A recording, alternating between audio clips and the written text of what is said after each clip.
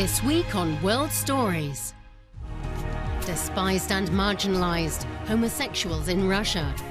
Fleeing to India, Rohingya seek shelter. We begin on the island of Principe off the coast of West Africa. Struggling against waves of plastic waste, the island has set an ambitious goal. It wants to be plastic-free by 2020.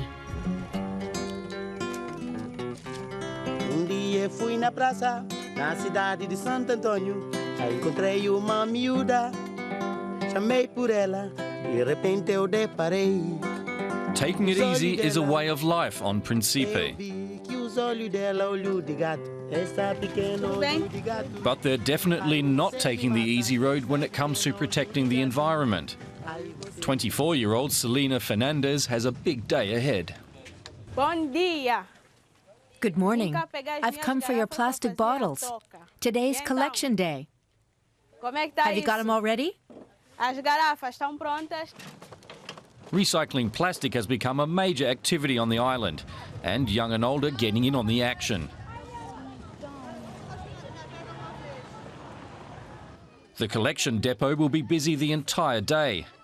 The routine is get in line and be patient.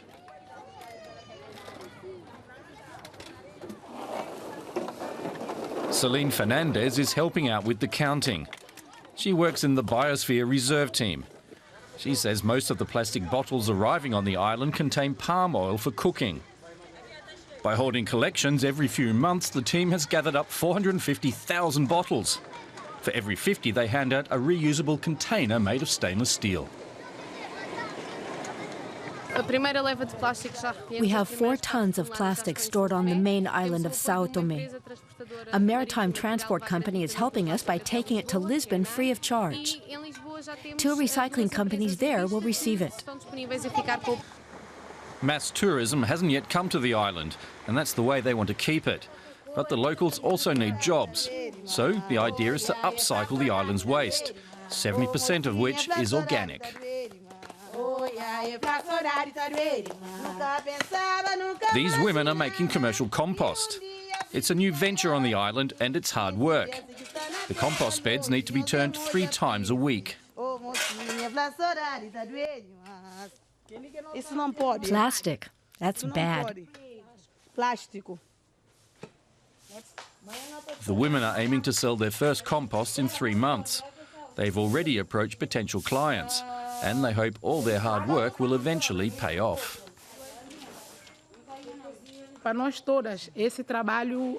This work means a lot to us. We've never had jobs before. We're happy. This is about our children's future, and we're determined to build something here for the next generation.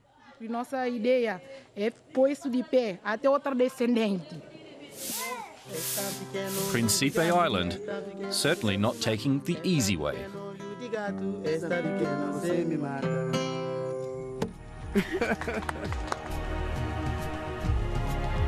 For some, they're considered monsters, even by their own parents. Homosexuals in Russia. Natalia and her mother spoke to us about their struggle in St. Petersburg.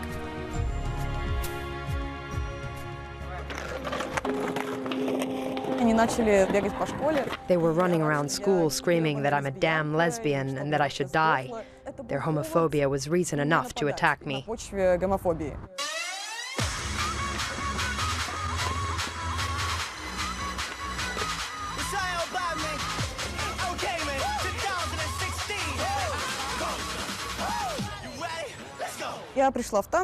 When I started dancing, I met people I knew I'd feel comfortable with.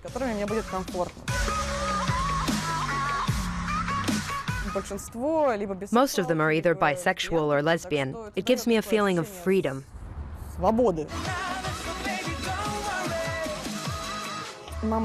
My mother was really upset when she found out. She cried a lot. It was a shock for us.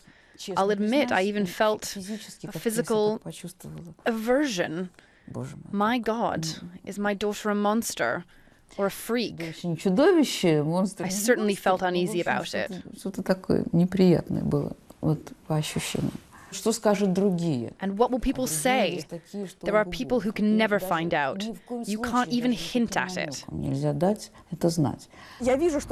I can see that she wants to understand me, but she can't. My parents were brought up in the Soviet Union. This year we went on a trip to Greece and went to an island where there was a monastery and pilgrims. One woman went down on her knees and crawled to the monastery. I was surprised. Maybe she wanted God to help her heal someone. And then I thought to myself, if someone told me to get down on my knees and crawl, and then my daughter would be just like everyone else, I would do it.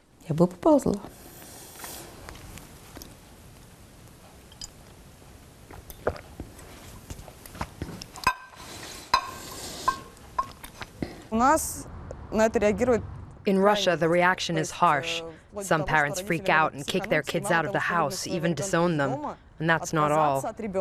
One girl I know, her father almost killed her for it. He beat her up. When I was 14, my classmates and some of the kids at school found out. They spat at me, hit me with their heavy backpacks filled with books, beat me up and insulted me. I freaked out. I cried because I was so scared. I thought my life was over.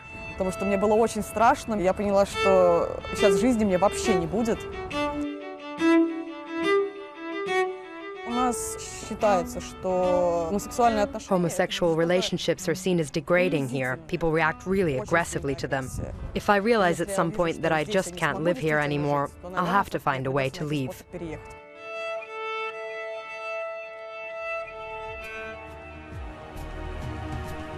Many Rohingya, Muslims forced to flee Myanmar, have found refuge in India, but New Delhi may want to send them back. Hafiz Ahmad tells us about his fear.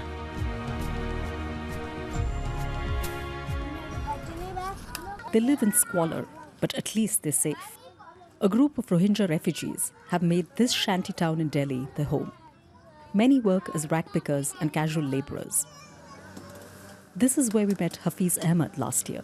He had arrived 2 years ago. He had been issued refugee documentation by the United Nations, but he was struggling to feed his 5 children. He couldn't find work, he didn't speak Hindi, and found it hard to adapt to India. But a year on, things have changed.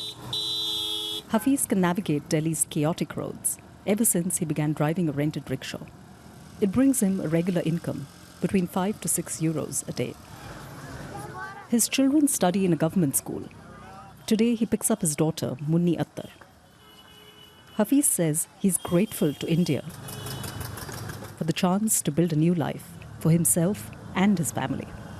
He's even picked up Hindi, allowing him to connect more deeply with the country that's given him refuge. I meet a lot of Indian commuters through my work. I interact more with Indians now than with people from my own community. That has definitely helped my Hindi. It's improving, and I want it to become even better in future. Like Hafiz, many here have integrated into Indian society. Hafiz can't read and write, but he keeps up with the news on dozens of WhatsApp groups, where users post graphic videos of the unfolding crisis on the Myanmar border. Hafiz has no doubt what a deportation in these circumstances will mean. If the Indian government forcibly sends us back, my children's future will be ruined. Everything will be over. There's no humanity in Myanmar towards Rohingyas.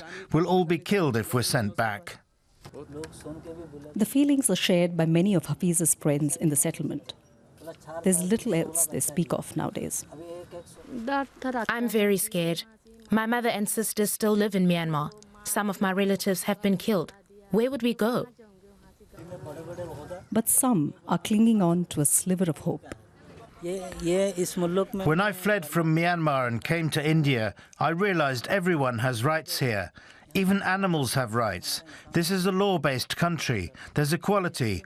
I can't imagine the government will send us back during this crisis. It's something this Rohingya community desperately wants to believe in.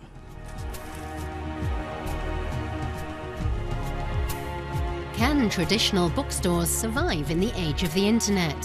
François Jousaume says they must. He operates one of France's oldest bookshops in the middle of Paris. François Jousaume can't imagine a life without books. This small bookstore in the center of Paris has been run by his family for 4 generations. C'est très sentimental, bien entendu. This is a very sentimental place for me. It's tied to many memories, and it exudes a certain kind of life.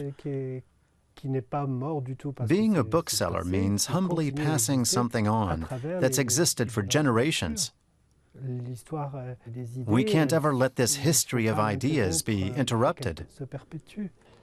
The oldest bookstore in Paris was also an online pioneer. Jousaume has been shipping books customers purchased on the internet for 20 years now. Still, sales are falling. He now hopes a new initiative will help.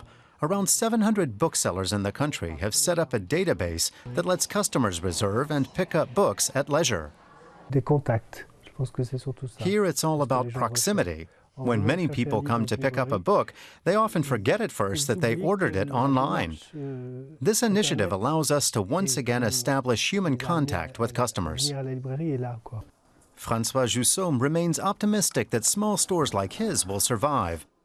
There's no 5th-generation Jousaume to take over the family business, but the bookseller hopes to one day find a successor to help keep the spirit of his historic store alive.